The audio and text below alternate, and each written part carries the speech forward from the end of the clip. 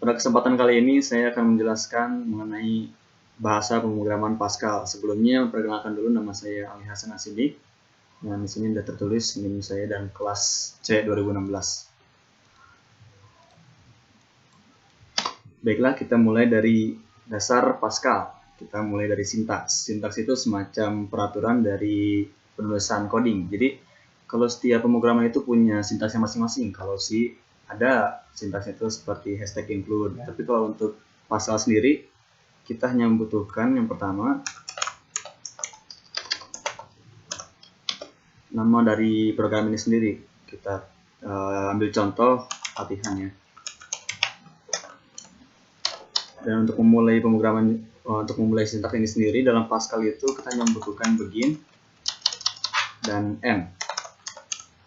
Nah, sini saya akan menjelaskan sedikit tentang titik 2 di akhir ini, semikolon.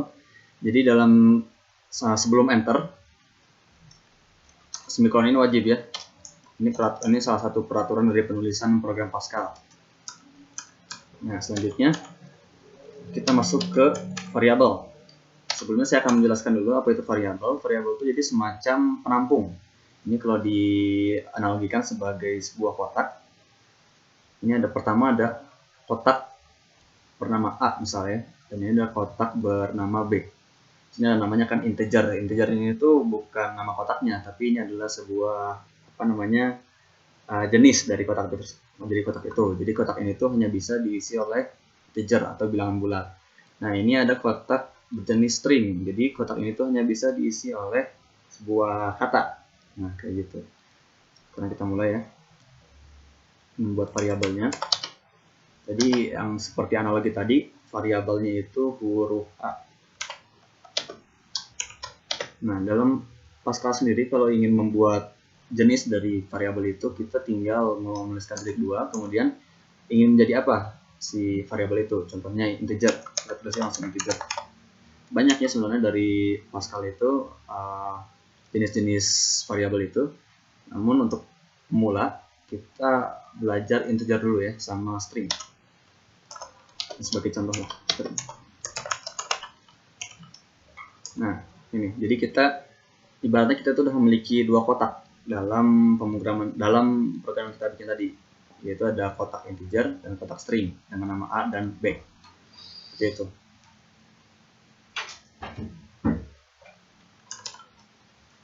Nah, dari begin sampai end ini disebutnya dengan main program ya. Nah, disinilah kita bisa mengoperasikan variabel yang kita bikin. Jadi kan ketika kita membuat variabel itu otomatis si kotak itu kosong, nggak ada isinya. Nah, sekarang kita bisa operasikan sesuka hati apa isi dari variabel tersebut. Nah, sebelumnya saya akan menjelaskan ada dua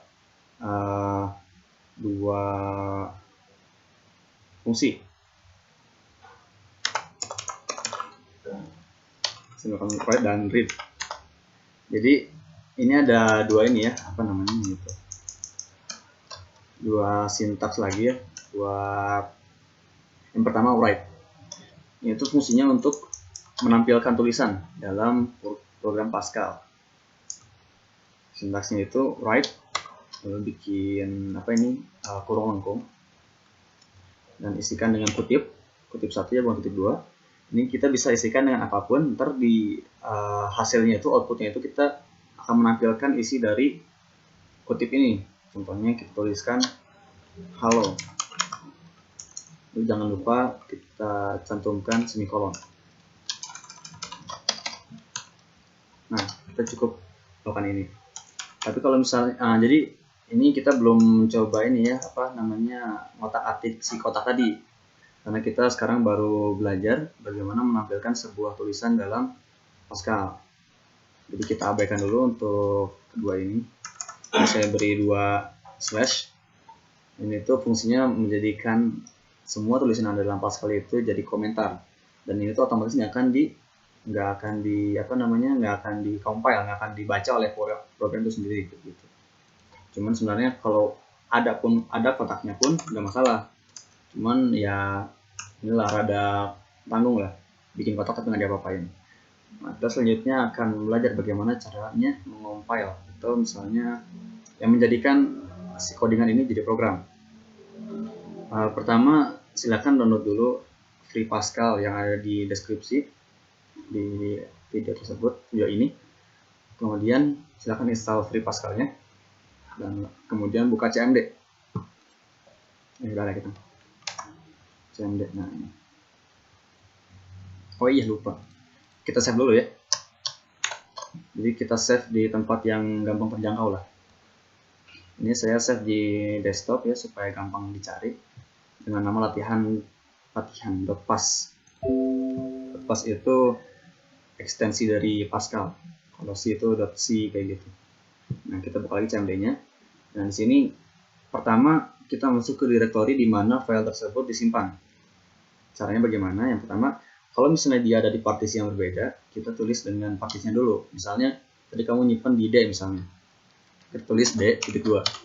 Nah, gitu. Jadi kita pindah ke direktori D. Tapi saya tadi nyimpan di ini ya, desktop ya, otomatis itu bakal lagi di direktori C. Nah, kayak gitu. Terus kalau misalnya mau masuk ke suatu folder, kita nulis cd, kemudian masukkan di mana file tersebut ada gitu. Tapi ada cara lebih mudahnya lagi, tinggal klik kanan di sini lalu copy file path. Nah, ini itu untuk mempermudah ya. Tapi sini bisa di paste. Nah, kayak gitu. Bisa nggak sih? Saya lupa. Masalah bisa deh. Limit. Nah, gitulah intinya. Pokoknya bisa aja. Nah, ingat-ingat tadi di mana foldernya. Tadi saya nyimpan di desktop dengan nama latihan pas. Nah, kemudian cara mengompilnya itu pertama tulis fpc, kemudian nama file tadi. Tadi saya kan nulisnya namanya latihan.pas kan. Nah, kita saja latihan.pas.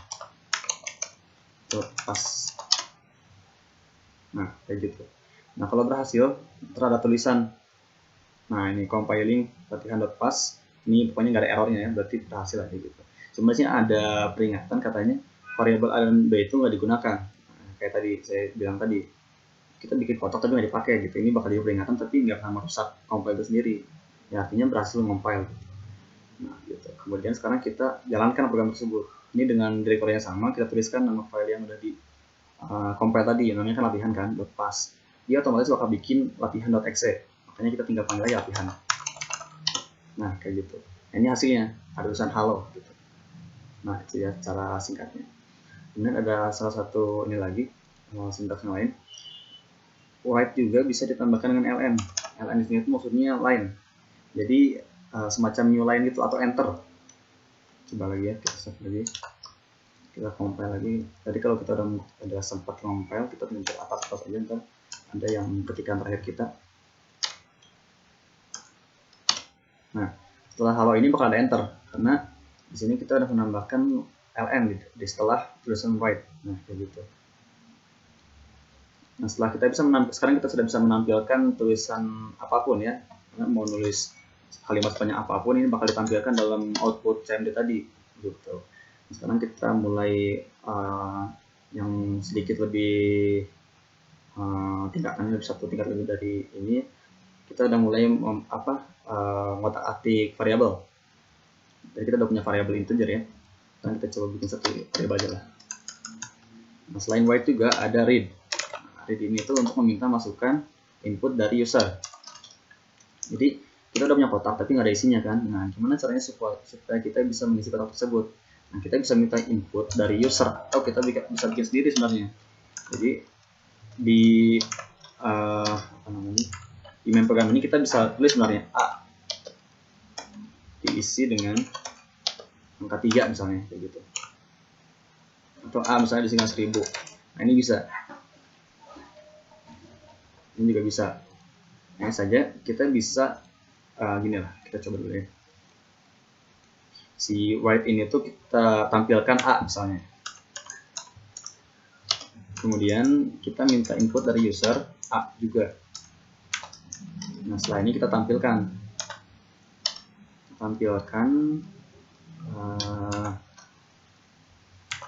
kotak A yang sudah diubah oleh user.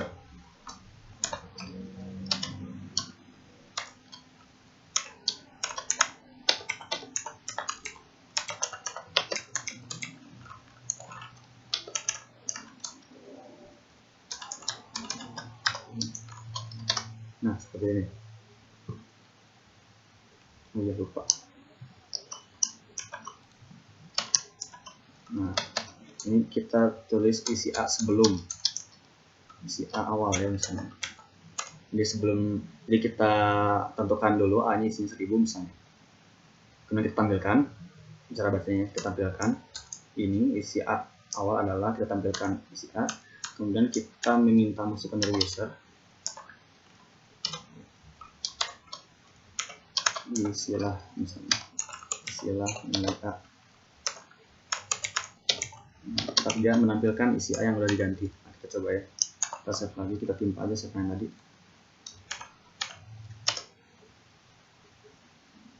Nah, error, oh iya, lupa kasih semikolon. Jangan lupa ya, wajib sebelum enter itu ada semikolon atau titik koma misalnya di sini itu.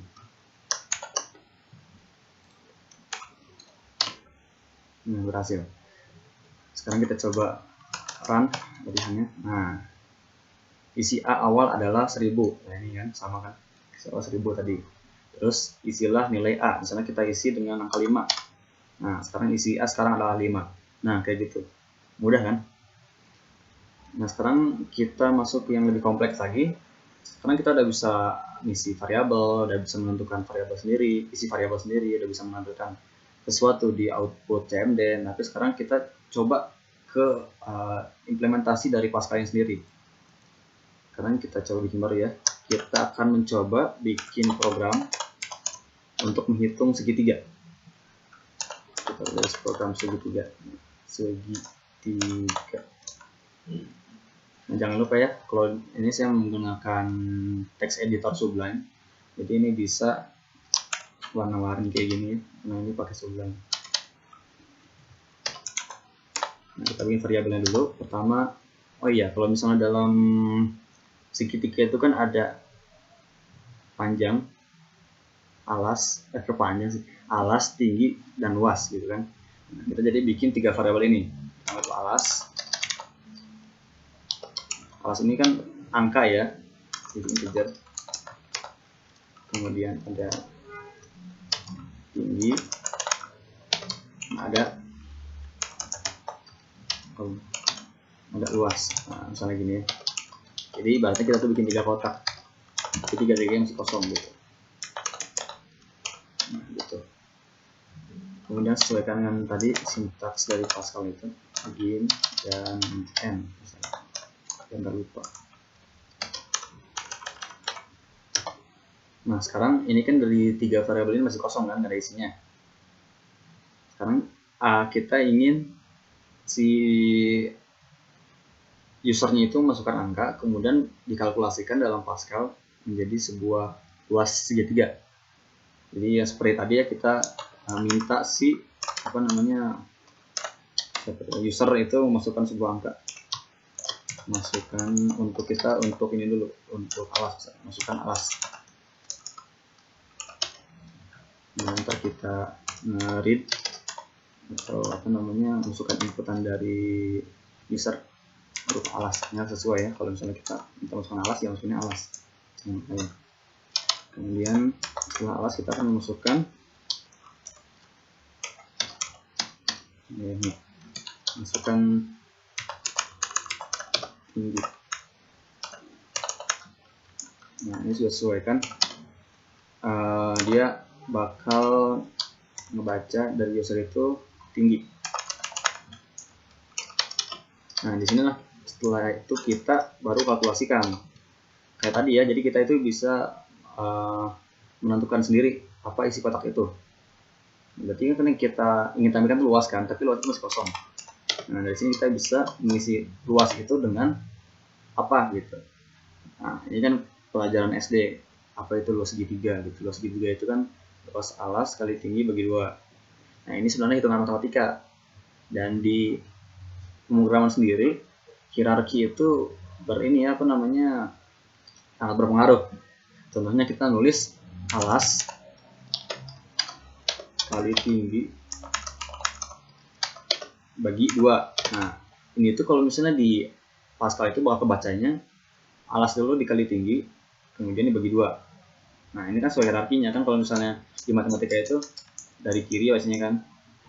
Nah, kalau misalnya dia setara, misalnya kali sama bagi, dia bakal baca dari kiri kayak gitu. Ya. Ya rumusnya gini kan, alfa kali 3 bagi 2. Nah, jadi kalau misalnya ini bakal ada kesalahan kalau misalnya ya contoh ini bukan luas segitiga ya, misalnya ini tambah aja misalnya. Ini bukan luas segitiga misalnya. Nah, kalau di Pascal itu dia bakal ngebacanya yang sesuai hierarki matematika, dia bakal bagiin dulu tinggi dengan 2. Gitu. Karena ini sesuai ya hierarki matematika kayak gitu kan. Makanya di sini juga kita main-main dengan kurung lengkung supaya mana dulu yang harus dioperasikan gitu. Tapi kalau sebenarnya untuk kali dan bagi itu sama aja ya, karena mereka setara. Nah, hasilnya pun akan berubah, akan beda maksudnya. Nah, kayak gini. Jadi si luas ini, si isi kotak luas ini kita isi dengan alas. Alas itu udah dimasukin tadi kan sama user itu. Alasnya berapa? Kemudian tinggi juga udah sama user berapa. Nah, di sini kita operasikan si luas ini isinya adalah alas yang user masukin dikali tinggi yang user masukin dibagi angka 2. Nah, kemudian kita tampilkan luas adalah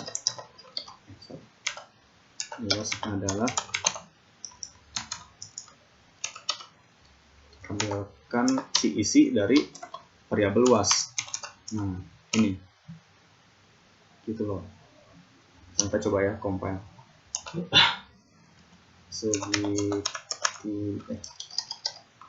segitiga.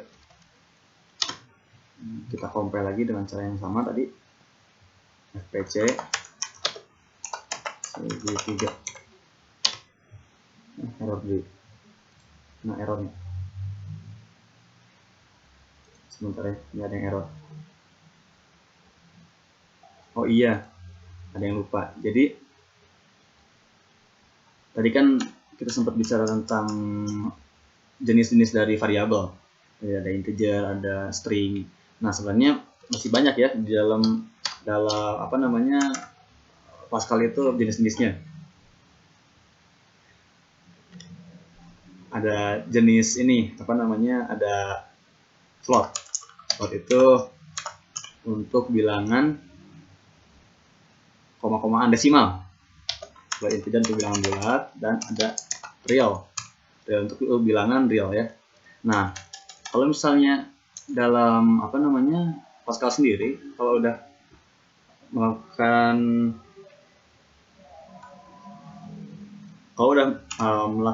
apa namanya perhitungan pembagian, kita harus menggunakan bilangan real.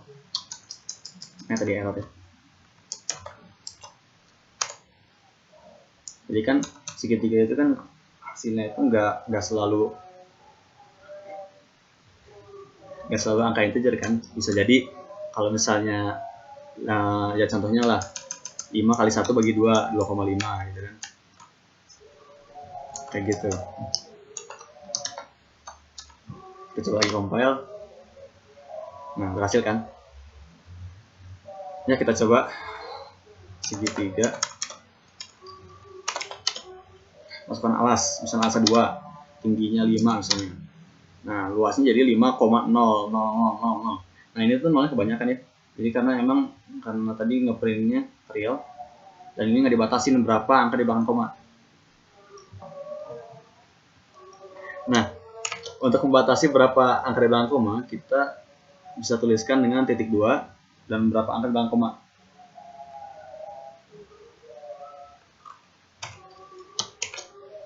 Nah,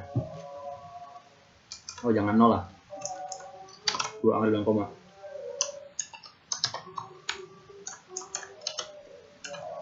Kita coba lagi ya.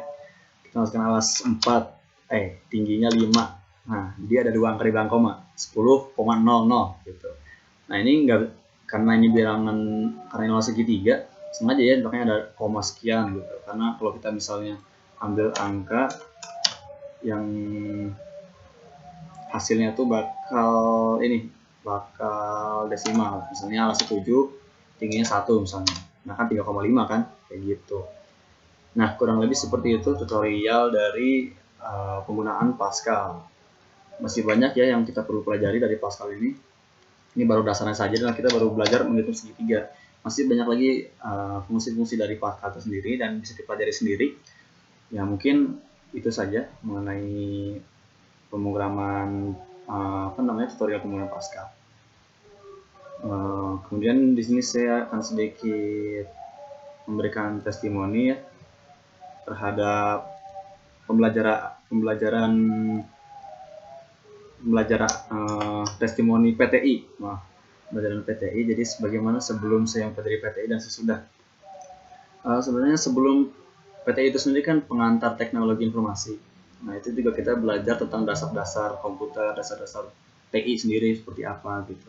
Terus sebelum belajar itu benar-benar blank gitu. Apa sih itu teknologi informasi gitu? Apa itu semacam software engineering atau seperti apa gitu? Itu banyak sekali yang saya tidak ketahui sebelum pelajarinya, dan setelah belajar PTI hingga detik ini mungkin banyak sekali ilmu-ilmu yang baru dan banyak sebenarnya ilmu-ilmu yang baru saya ketahui sekarang gitu. Kemudian juga bagaimana menjadi seorang programmer yang baik, bagaimana menghadapi dunia digital saat ini gitu. Jadi betapa pentingnya pendidikan teknologi informasi ini untuk kita sebagai mahasiswa, terutama mahasiswa Ilkom tuh ternyata benar-benar sangat bermanfaat gitu. Karena kita dilatih untuk menghadapi era digital di tahun-tahun tahun-tahun yang serba modern ini seperti itu. Oke, terima kasih, mungkin sekian saja dari saya. Assalamualaikum warahmatullahi wabarakatuh.